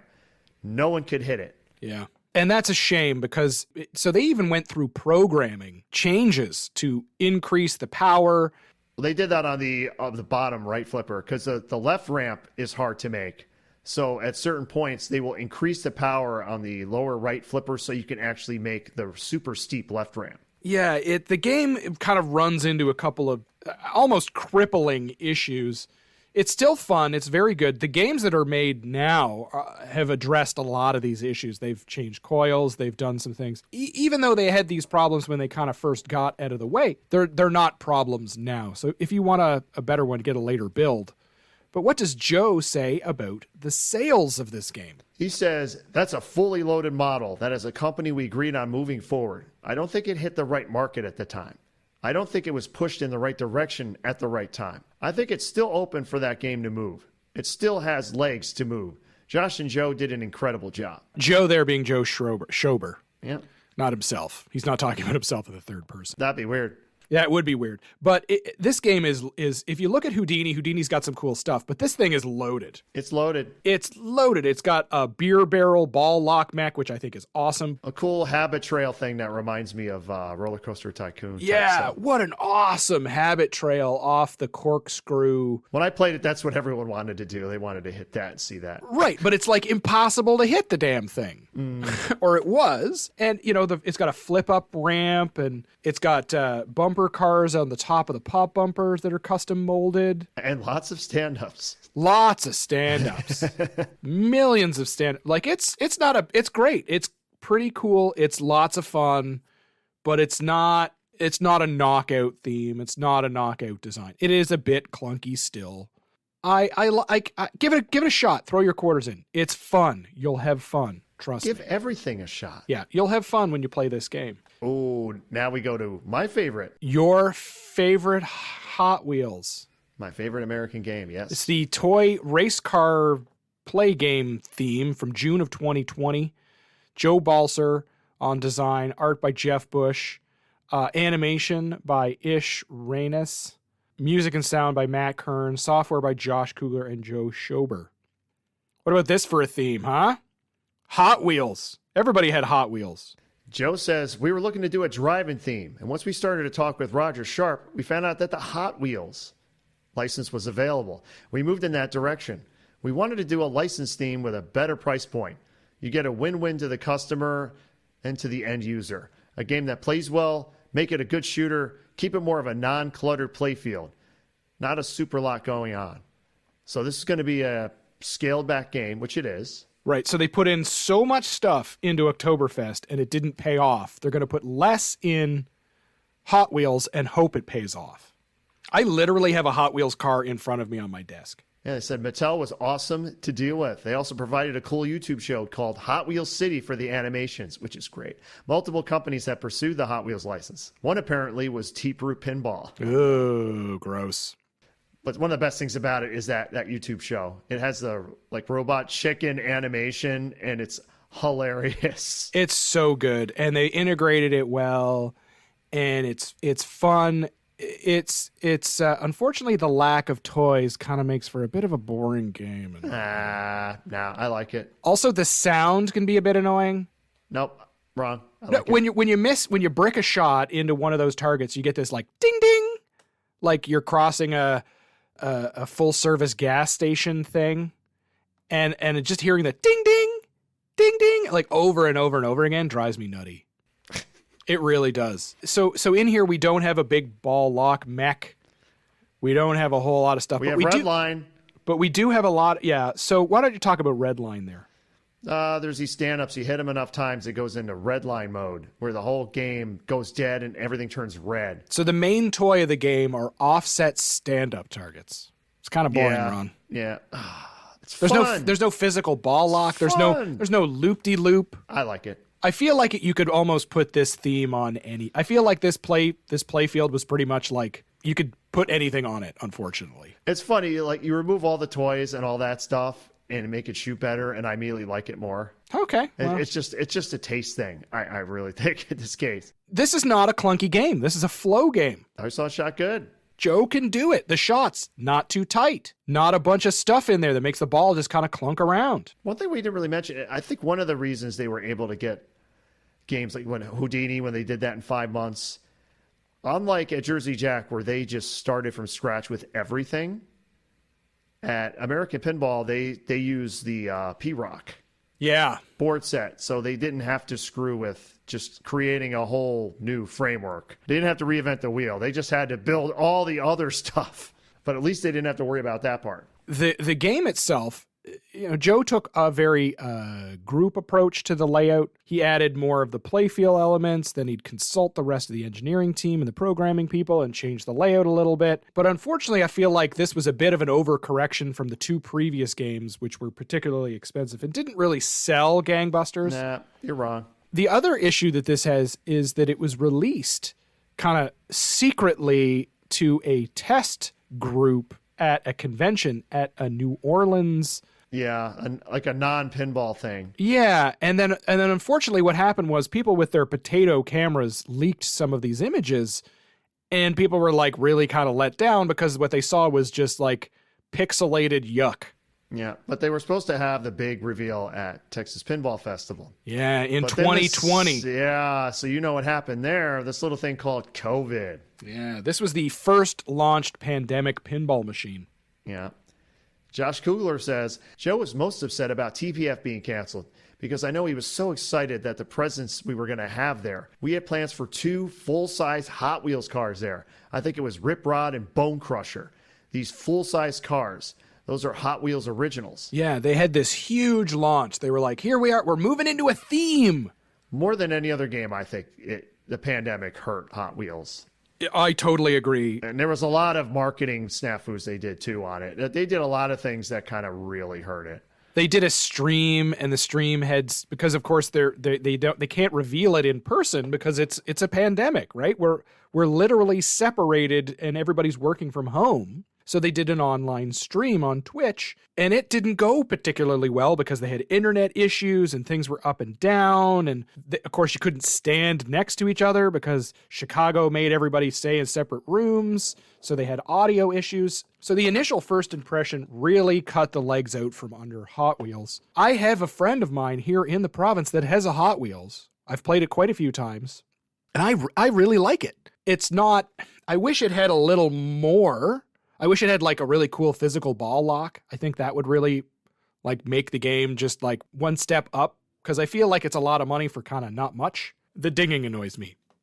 Other than that, great game. So it was around this time that we heard that American Pinball was starting to lock down various themes, and you could have seen these back in the day from trademark filings. Some of those trademark filings were Robin Hood, Sherlock Holmes, which I think is actually a really good theme, Valkyries, and Poker Run, which is like a car kind of Yeah, theme. that confused me. Yeah, it's. I heard it was a car thing. Like, what? Doesn't it have something to do with poker? Yeah, so what it is it's sort of like Cannonball Run. Oh, so it's Jackie Chan in it? That would be awesome. God. What? You drive from location to location and you get a poker card, and then at the end, whoever has the best poker card wins the poker run. It's kind of cool. Did you know in Cannonball Run 2, it was Jackie Chan and Richard Kiel in one of the cars? There was a second one? There was a second one. I love Cannonball Run. But I mean, just that visual. Richard Kiel and Jackie Chan. So Joe was let go, unfortunately, from American Pinball. This was when David Fix was brought in. You want to do it? That's right, baby. He was brought in, the American dream of American Pinball. David Fix, baby. So who is David Fix? David Fix is a guy from Buffalo who worked for ICE. You know ICE? No. They make like I thought they make like the Czechs hockey games. Oh, right. Basically, he was in gaming for years and years and years with ICE. Very cool. David Fix is also one of the people with Pinball Expo. Yes, he's one of the main organizers of Pinball Expo. Yeah, so there's been a regime change at American Pinball, and part of that change in the leadership, Joe left. He would actually go for a cup of coffee to a company called Home Pin. And I think it was only a virtual cup of coffee because I don't think they actually met. No, I think he probably wanted someone to get a lineup and make it so they could actually build games. Which who better than Joe Balcer? He did it twice. Exactly. But it did not happen. It did not pan out. Currently, Joe Balcer sitting on the sidelines of pinball design and pinball. Sad to hear. How would you wrap up Joe Balcer's career in pinball, Ron? He was a guy that got games made. He got games out the door. He made companies. Set up lines, had all the contacts in manufacturing to get the stuff actually built. That's his superpower. Building pinball is really hard. He was a guy that could actually do it. Joe Balcer was not a perfect individual, just like everybody else. I'm perfect. Everybody except Ron. Thank you. Okay. And we have to say that Joe has worked his way through his career. He's given us a lot of happiness. I think what people need to remember about Joe is that this guy built companies. And he doesn't get any credit for that, especially American Pinball. He basically gets crap for the design of Houdini and some of his clunkiness. But he's much more than that. How about this awesome quote that I got from Joe Balcer? Joe says, I just picked up a Space Jam recently. I only have 4 games in my collection. I've had many more games at one time in my life, but you go through a couple of divorces and a few pinball machines kind of disappear. Oh, and make sure you go out and play some Baywatch. I'll just say, and Simpsons Pinball Party. I mean, I don't want to play it, but everyone else loves it, so. Play Houdini. It's fun. And it is a good game. Play Hot Wheels. Love Hot Wheels. As always, you can send your comments, questions, and corrections to silverballchronicles@gmail.com, baby. Very good. Very good. We look forward to all of your messages, and we read every one, baby. Please subscribe to us on Apple Podcasts, Google Podcasts, or your favorite podcatcher. Turn on the automatic download so you don't miss a single episode. Remember to leave us a 5-star review. That way more people can find us. Join us on Patreon to support the show. Become a pro crony. It's the perfect way to say thanks, and it starts at $3 a month. Want to get the early access to episodes before everyone else? Have a strange love for stickers? Do you know what Discord is? Jump up to our $6 a month premium crony. Want all the other perks and a shirt after 3 months? I know I love shirts. Join us at $20 a month, and you can be an elitist crony. Maybe you just want a t-shirt, baby. I understand. Swing on over to silverballswag.com. Get your Silverball Chronicles t-shirt that says "Son of a Plumber," baby. That's right, then you can defeat the dastardly Ric Flair, who's trying to destroy pinball for everyone.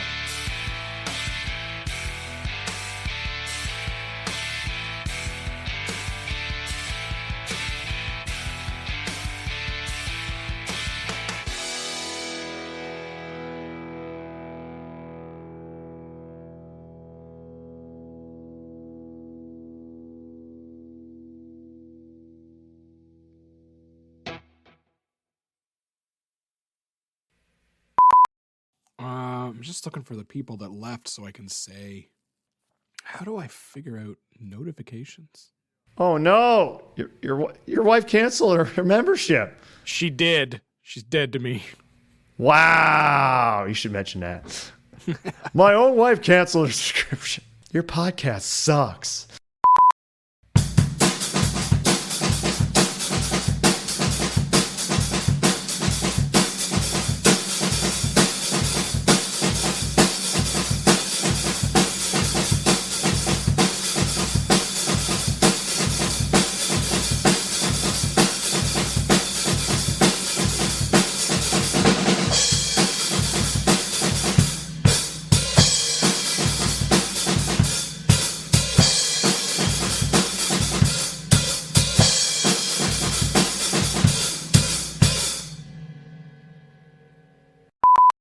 During our episode on...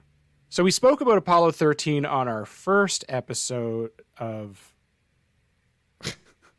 What the is his name? We've had too many episodes. See, we're already forgetting. Oh my God. What episode did we talk about that on? Time for another tea. My throat is just killing me here. Oh, I'm having throat pain. We'll be right there, Mr. Dennis. But once we got and seeing parts of the movie and reading what was going to be in it, but once we got in seeing parts of the movie and reading what it was going to be about, we thought it's going to be. Just get the last sentence. No, I'm doing this, damn it. You with your washrooms, your tea. You spelled check wrong in this. I had to fix that. I thought you changed that. I'm like, I don't spell No, I check spelled that way. the proper way. The way we are. No, you CHEQUE. No one spells check. it that way. Not here. Check. I looked at that. I'm like, Jesus, why did I spell it? I saw somewhere someone mentioned a rubber check, and I'm like, what the hell is that? I had to look that up. It means bounce check. Like, I've never heard that term. I've never heard that rubber before? check. Huh. Weird. So we had a surprise for me. Oh. A lot of clicks there. All right. From the top.